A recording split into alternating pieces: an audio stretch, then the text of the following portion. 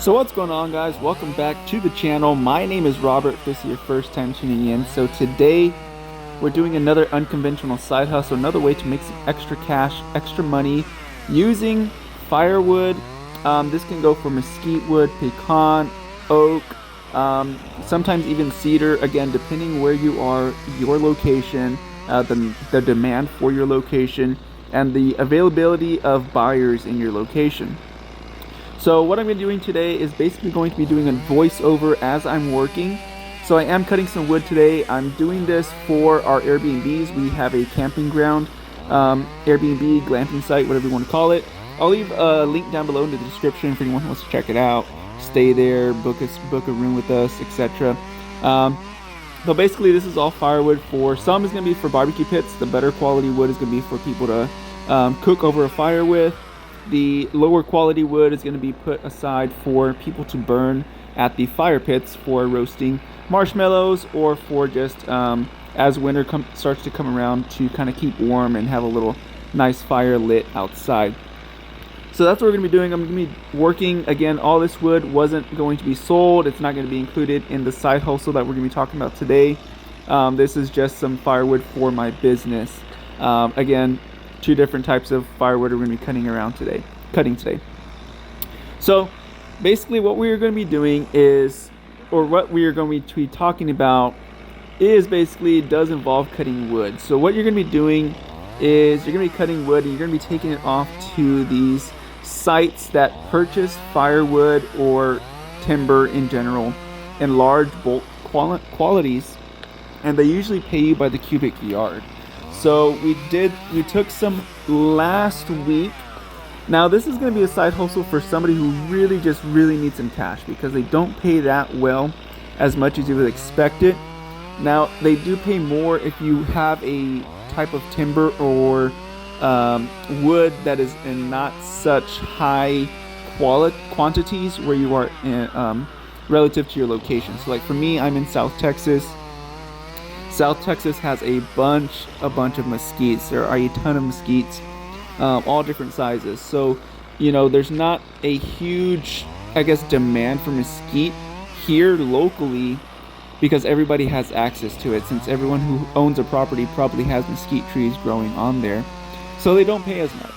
But when you go to like a pecan or an oak, they pay a little bit more, because they're not as as available as some of these other trees like mesquites. So keep that in mind as well if you are going to be taking some firewood to sell. And I will tell you guys how much I made at the end for doing this type of work. But yeah, keep that in mind. Depending on your location, they may or may not pay as much as I got paid for something like this. Now if you take some mesquites up north, typically some areas, North Texas, Oklahoma, all those areas, north of me, they usually pay more for mesquite if you have a buyer in that location. So to quickly clarify, what I mean by buyer is a commercial buyer. There's businesses out there that have a whole operation that focuses on just wood chips, timber, different types of wood products for barbecue pits, pellet grills, selling wood to local customers, local buyers, etc. So there's different use cases, there's different products that people can make out of this. There's even sawdust chips, there's all different kinds of stuff that people or companies make and sell to these large stores. So the one that I'm particularly talking about does package these and sell them to like a Walmart and all of these big companies, big corporations. So they have a big buyer pool, and they usually don't even turn you down. They usually will just buy it because they have the demand for it. Again, but they don't pay as well for mesquite wood, because again, here locally everybody has mesquite. But anyways, so what we're going to be doing is we're going to be filling a trailer. What you're going to be doing is filling a trailer. So what we did last couple days ago is we filled a trailer basically with what I'm doing today. The measurements for that type of wood is a little bit larger. It's usually between 24 inches and 29 inches. So typically you would have to choose one or the other. If you're going to be doing 29, then try to cut them as close to 29 as possible. If you want to do 24, then try to cut them as close to 24 as possible. This was my first time taking some wood out there, and I thought it was between 24 and 29, but they actually said that they want they prefer either you choose either 24, 25, 26, 27, 28, or 29 inches long as far as your cuts on the wood. Not to just make it a variety of 24 to 29 inches. You need it, you know, one dimension, right? So that's something I learned, and just passing it down to you guys as well. But yeah, basically what we're gonna be doing is just cutting the wood with a chainsaw like I'm doing now, and then you're gonna be stacking it onto a trailer. Now how they pay you again is by the volume that you bring in. So they have these metal, I don't even know what they're called. Like, they look like kind of like baby cages, maybe. I'm not really sure. Racks is the best way to call them. Metal racks that can be caged up, but they are metal racks, and they bring them in with a forklift. They set them down, and then you're in charge of filling in the rack with your wood that you have there, that you brought with you. So they don't have people to unload it. You have to load it onto the rack yourself. So keep that in mind as well. I don't know if every single place is like that, but the place that I went is like that. You're in charge of stacking the wood yourself. So just keep that in mind. So basically you're gonna stack the wood inside the rack, and there's like a foreman on the site, and he's basically going to tag the last layer of wood that you put on there. He's gonna tag it, and then he's also gonna measure it. And then he does his calculation to figure out how much volume of mesquite wood or whatever type of wood you brought, and then that's how he ends up determining how much you get paid, or how much wood you brought in as well. So to kind of quickly break that down a little bit more, they do pay more for some larger dimension wood. So what I mean by that is, a lot of the stuff I'm cutting today, even the other day that we actually sold this stuff, is a little bit smaller as far as the girth of the wood, the diameter of the wood, I guess is the best way to put it. So the smaller the diameter of the wood, the less money that they pay for it, versus the wood that is larger in diameter, they pay more for it. So just keep that in mind.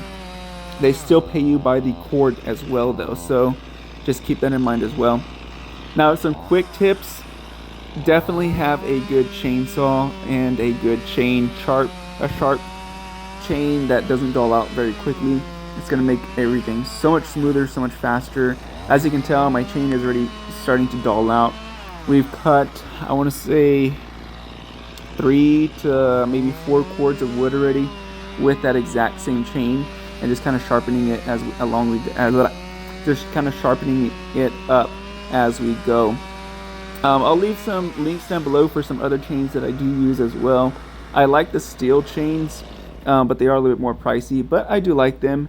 Oregon also makes some good ones. There's a couple other good brands out there, and I'll leave them down below in the description as well for anyone who wants to check out those types of chains, and as well as the sharpeners. There's some good sharpeners that have some good grip on there, and that will really sharpen the chains pretty good. So like I was saying, it is going to be important to have a good chain, a good chainsaw. It's going to make things go so much faster, because cutting wood is not a easy way to make a living. It's actually pretty labor intensive, actually, especially here in Texas when it's kind of hot. Yeah, it's pretty labor intensive.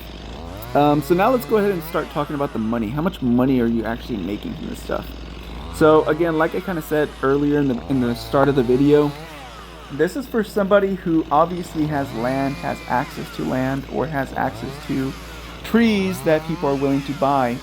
Again, each area, each location may have different requirements or have different types of woods that they kind of prefer.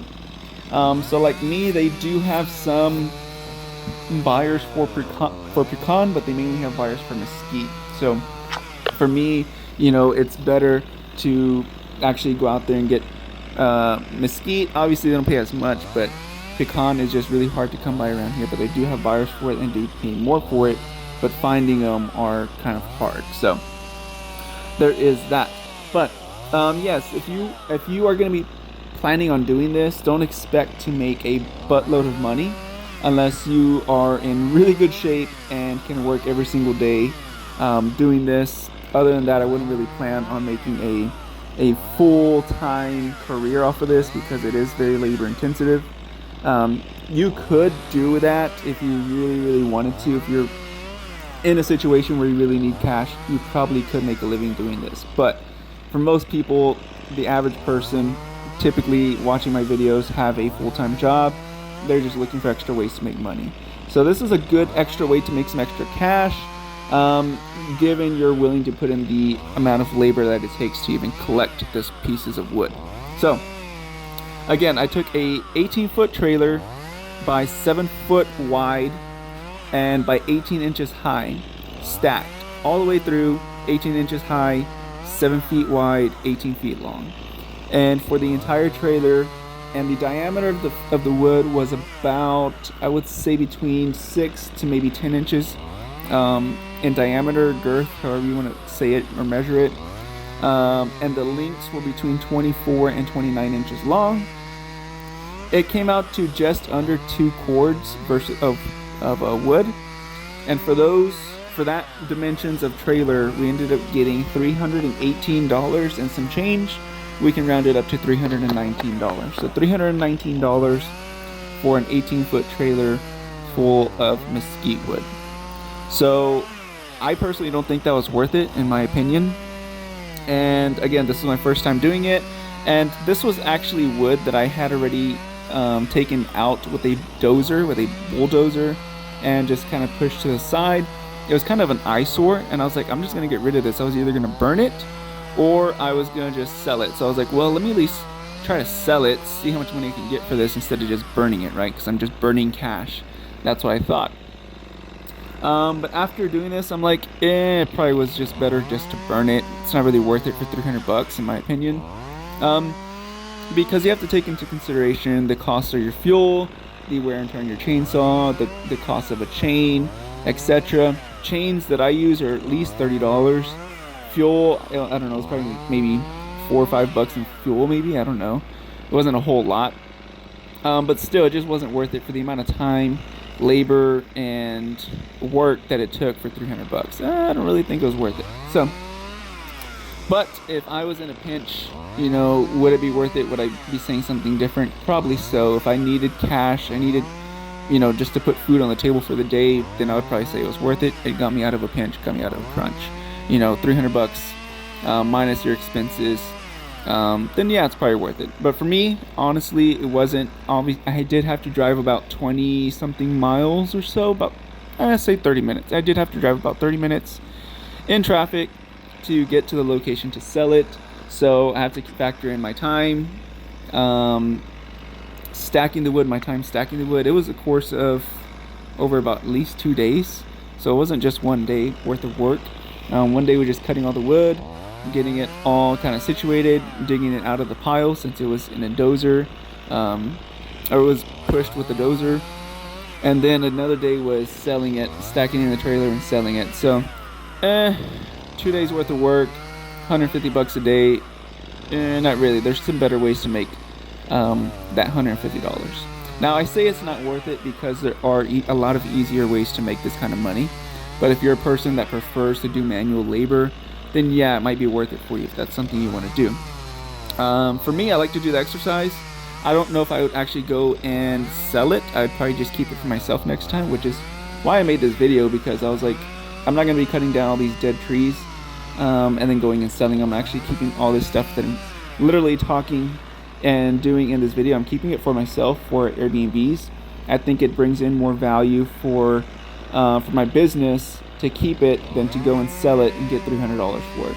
I think this is worth more than $300 when I use it for my own business. So that's why I say it's not really worth it for me to go take it and sell it. Because I was expecting, honestly, I was expecting to get about $600. That's what I was reasonably expecting, was at least $600 for a trailer load of mesquite. I thought that was fair.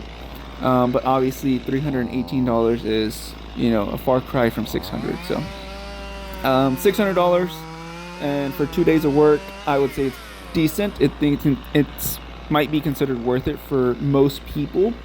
But again, and for the amount of labor, there's a lot of labor involved in doing this stuff. Like, you're carrying a chainsaw all day, then you're bending and stooping and climbing and jumping onto the trailer and loading everything. So it's very labor intensive for the amount of money you're making.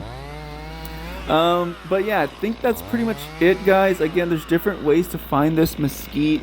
You can go on the side of the county roads. A lot of city and counties, they just cut the trees and leave them there. I know my county, they actually chip them, so people go and pick them up because they use it for mulch. So that's another idea as well. But I just wanted to kind of put this video together to kind of help other people who are looking for ways to make some extra money. Maybe you already have land and you basically just have money sitting there. You can do that as well. But keep in mind, don't expect to get filthy rich doing this. But if you need to make some extra cash, pay some bills, whatever, then this is probably a good side hustle for that. I wouldn't say this is a good side hustle to do every single day, because it does take a toll on the body if you are especially older. If you're younger, then yeah, you could probably get away with doing this every day. But once you get up there in age, it may not be something you want to do every day, but it is something you can occasionally do to bring in a good, sizable income for the week, maybe for a couple days, etc. I know that doing this at least 2 times a week might actually help a lot of people out there. $600 a week is probably going to help some people out there. So yeah, without further ado, be careful, be good, take care, and God bless, guys. Hope you all enjoyed this video of me just working, talking, and trying something new. Without further ado, be careful, be good, take care, God bless. See you guys later. Bye-bye.